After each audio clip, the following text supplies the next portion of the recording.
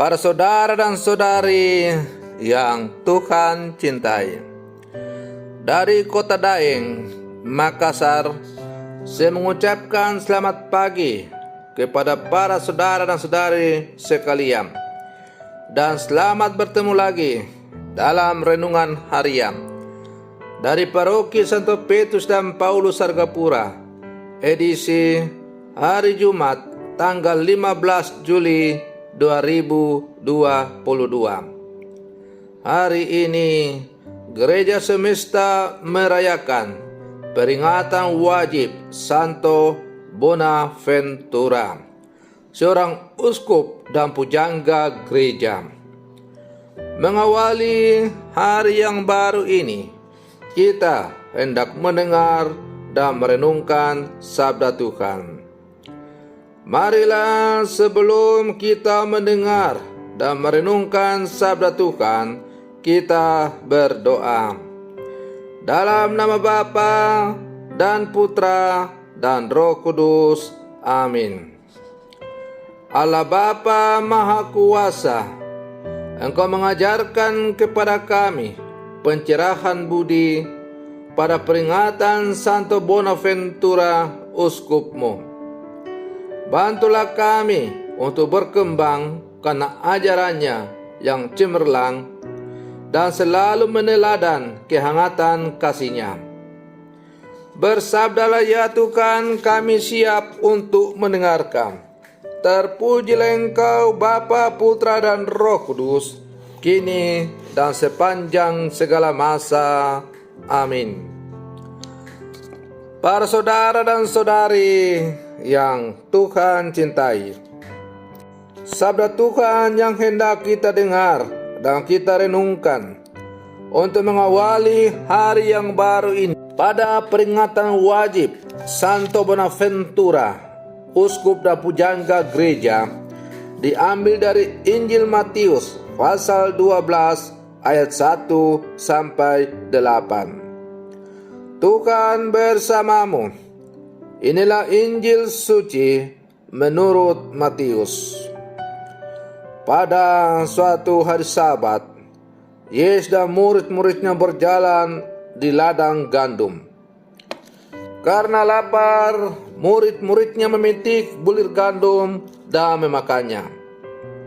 Melihat itu, berkatalah orang-orang Farisi kepada Yesus, "Lihatlah, murid-muridmu berbuat sesuatu yang tidak diperbolehkan pada hari Sabat."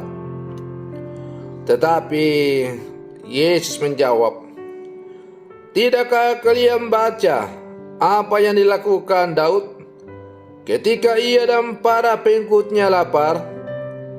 Ia masuk ke dalam bait Allah, dan mereka semua makan roti sajian yang tidak boleh dimakan kecuali oleh imam-imam. Atau tidakkah kalian baca dalam kitab Taurat bahwa pada hari-hari Sabat imam-imam melanggar hukum Sabat di dalam bait Allah, namun tidak bersalah? Aku berkata kepadamu, di sini ada yang melebihi bait Allah. Seandainya kalian memahami maksud sabda ini, yang kukehendaki ialah belas kasihan dan bukan persembahan, tentu kalian tidak akan menghukum orang yang tidak bersalah.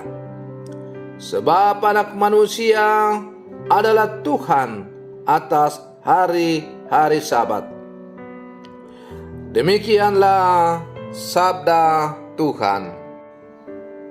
Para saudara dan saudari yang Tuhan cintai, mengawali renungan harian di pagi hari ini, perkenankanlah saya mengucapkan selamat pesta Bonaventura kepada seluruh keluarga besar Fransiskan-Fransiskanes di mana saja saudara-saudari berada. Semoga teladan hidup dari Santo Bonaventura semakin menjiwai seluruh keluarga besar Fransiskan-Fransiskanes di mana saja berada dalam menjalankan tugas perutusan di mana saja diutus. Para saudara dan saudari yang Tuhan cintai, dalam bacaan Injil hari ini yang baru saja diperdengarkan kepada kita belajar dua hal. Pertama, manusia tidak menjadi budak hukum. Hukum atau peraturan hendaknya ditegakkan untuk kebaikan manusia, bukan malah membuat hidup seperti di penjara. Bagi orang Katolik, yang penting bukan hukum, misalnya hukum adat atau hukum ibadat, melainkan Yesus sebagai pribadi. Pribadi inilah yang memberikan inspirasi bagi perjuangan hidup kita. Maka yang utama dan terutama dalam hukum itu ialah Tuhan itu sendiri sebagai sumber dari segala sumber hukum itu. Maka hukum memang penting untuk mengatur dan menata hidup manusia. Tetapi ia hanyalah sebagai sarana untuk semakin menghantar manusia sampai kepada tujuan yang utama, ialah bersatu dengan Tuhan.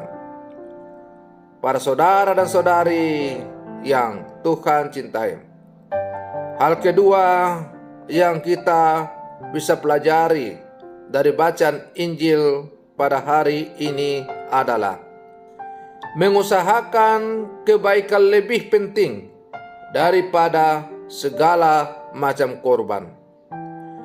Yesus tidak menghendaki kekerasan, tetapi kelemah lembutan. Yesus tidak menghendaki permusuhan, pengkotak-kotakan, tapi Yesus menghendaki yang namanya persaudaraan sejati. Karena itu, semua orang haruslah kita perlakukan sebagai saudara dan saudari kita. Yesus datang bukan untuk keselamatan. Yesus datang untuk keselamatan dan bukan untuk kehancuran.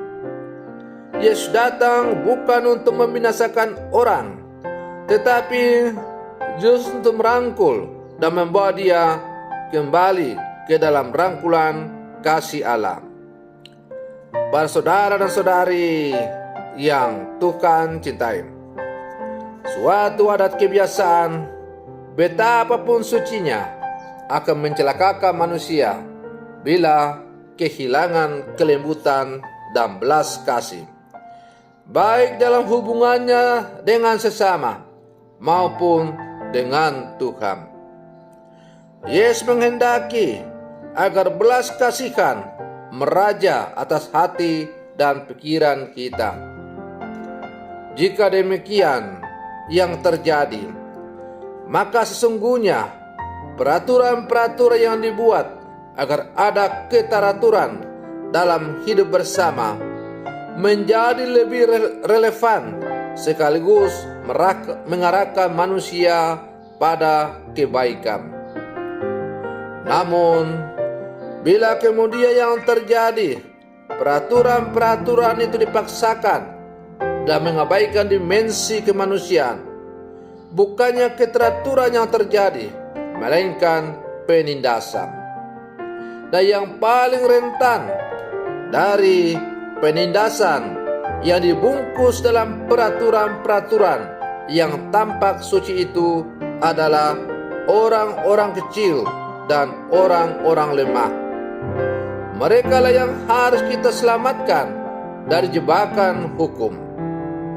Maka para saudara dan saudari yang Tuhan cintai, sebagai murid-murid Yesus yang hidup bersama sekarang, kita diajak untuk merenungkan hukum yang terutama dan merupakan sumber dari segala sumber hukum, yaitu hukum kasih yang telah dibawakan dan diajarkan oleh Sang Junjungan kita, Sang Penyelamat kita, Yesus Kristus.